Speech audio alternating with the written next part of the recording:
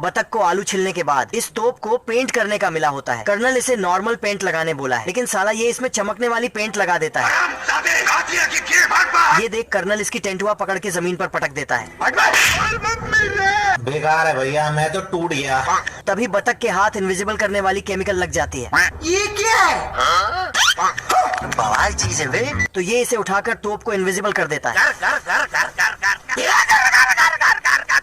और साथ ही साथ खुद भी इनविजिबल हो जाती है। कर्नल तोप को गायब देख पागल हो जाता है। हमारा घर, हमारा द्वार, हमारा। बाप रे। तभी कर्नल को बतख की गर्दन दिखाई दी। अब तू गया बेटा, अब तू गया, देख तेरी औकात मैं दिखाता हूँ तुझे।